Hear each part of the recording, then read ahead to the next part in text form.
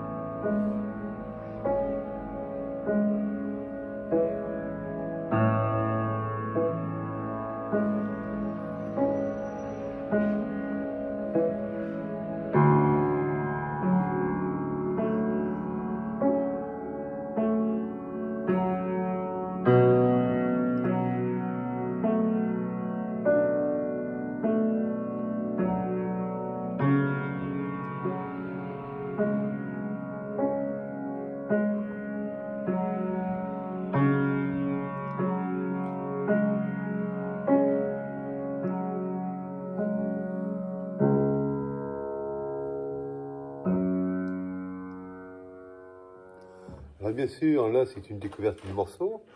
J'ai fait quelques erreurs, mais j'ai remarqué que je ne me suis pas arrêté.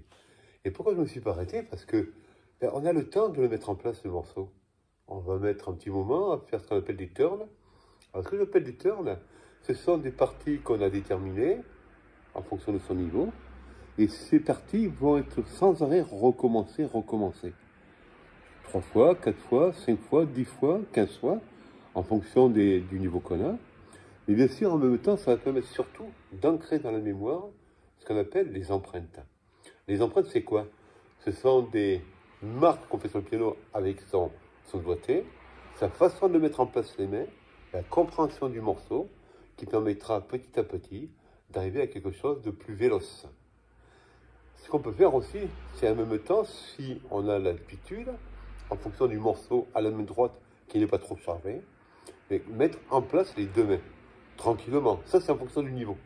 Soit on joue la main gauche au niveau de l'accompagnement, puis la main droite au niveau de la mélodie, soit on fait les deux en même temps, gentiment, en fonction du niveau qu'on peut avoir.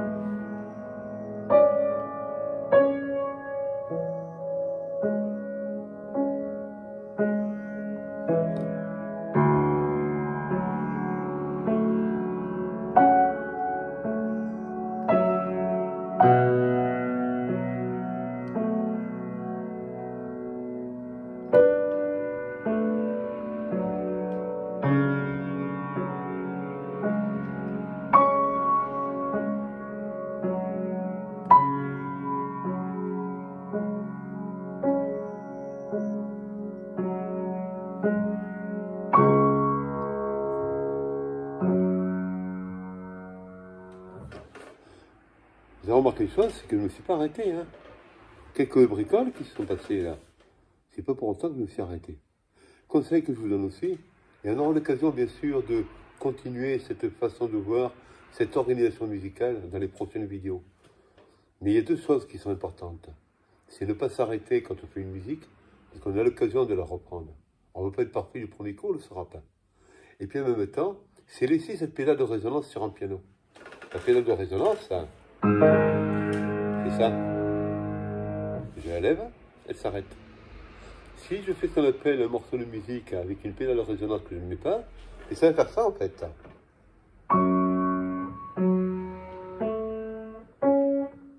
Le son n'est pas continu dans l'esprit. Si par contre je fais ça,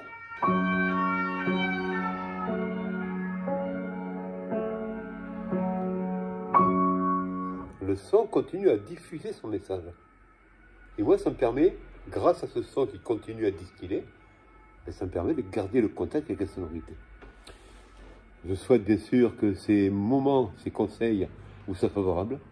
Et je vous dis à bientôt dans une prochaine vidéo. Passez une très belle soirée, une très belle journée, au moment auquel vous allez l'écouter, cette vidéo.